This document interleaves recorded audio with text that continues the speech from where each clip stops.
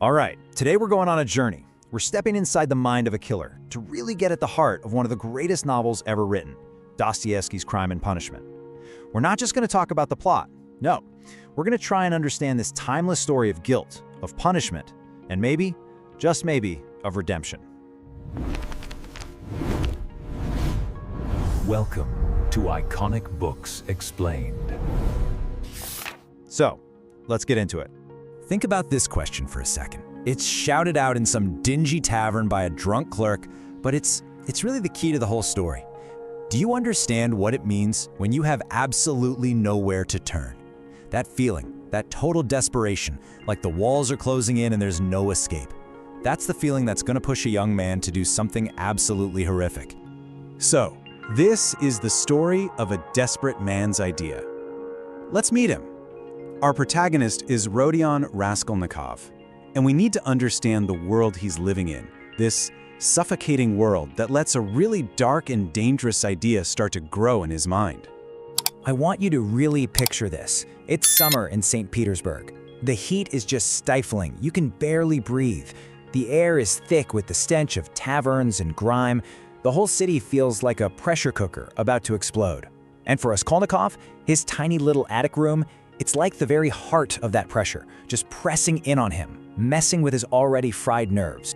And what's going on inside his head? Well, he's completely isolated. This isn't just about being poor, though he is. He's a former student, super smart, but totally crushed by poverty. He's so absorbed in his own thoughts that he's basically cut himself off from everyone. He's irritable, almost paranoid. He literally dreads the thought of bumping into anyone. His mind is just a storm of anxiety. So, stuck in this bubble of isolation, his mind cooks up this terrifying idea. He calls it the extraordinary man theory. Basically, he decides there are two kinds of people in the world. You've got your ordinary folks who just have to follow the rules.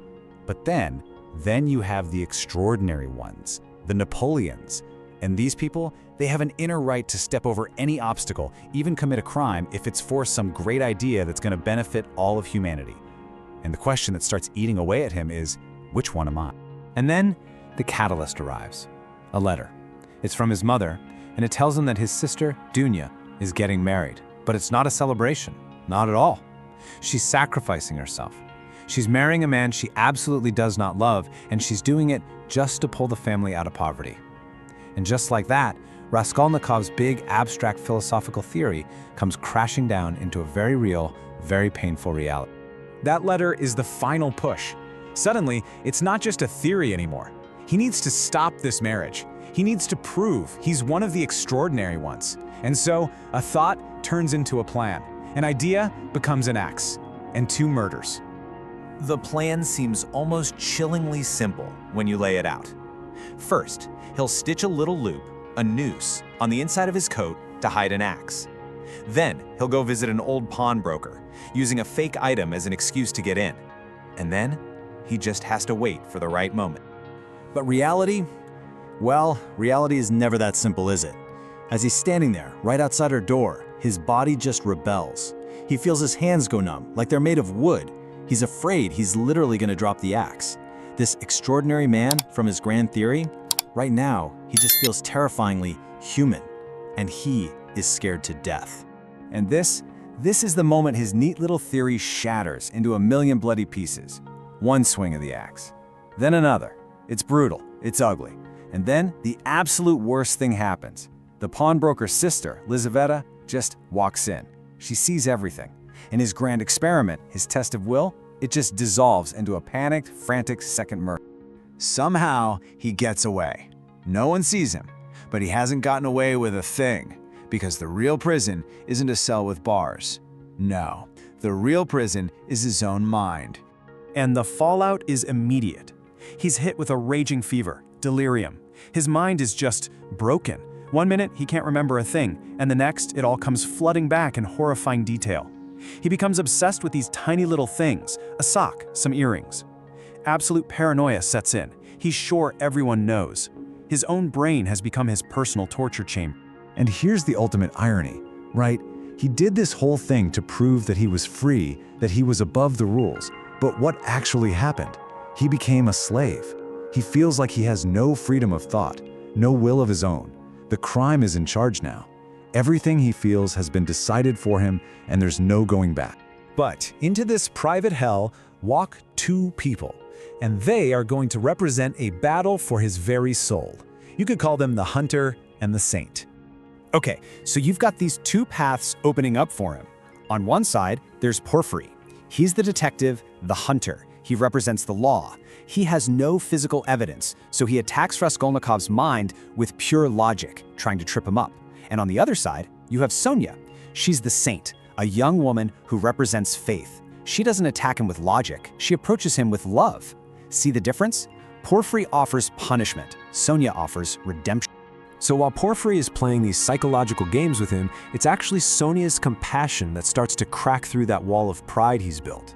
The secret is just becoming too heavy to carry. It's time for a confession, and for a cross. And this leads to one of the most powerful scenes in the whole book. Raskolnikov, the murderer, the atheist, goes to Sonia, the sinner, the believer, and he demands that she reads him a story from the Bible, the story of Lazarus, the man raised from the dead.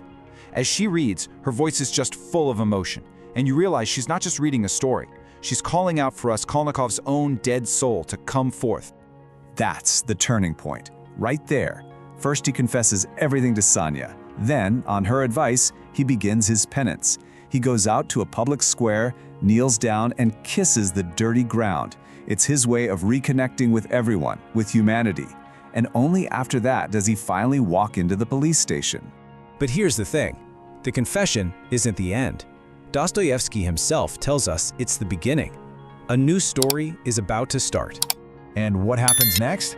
Well, his sentence is actually pretty light, all things considered. 8 years! 8 years of hard labor in Siberia. But even in prison, his punishment isn't what you'd think. He's not consumed by guilt over what he did. No, he's consumed by failure. He rages because his theory didn't work out. He thinks, those other men, they succeeded, so they were right, I didn't. His real suffering comes from the humiliating realization that he wasn't up Napoleon. He was just ordinary, and his pride is absolutely crushed.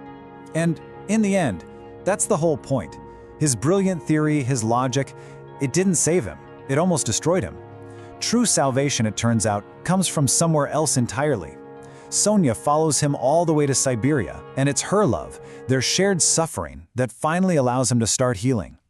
Life, actual lived experience, pushes out the cold, dead theory. A new story, the story of a man's renewal, is just beginning. And that brings everything full circle, right back to that central, terrifying idea. Raskolnikov's story forces us to look in the mirror, and it leaves us with a question that's just as relevant today as it was then. Let me ask you, if you honestly, truly believed that it was for a greater good, is there any moral line you wouldn't cross?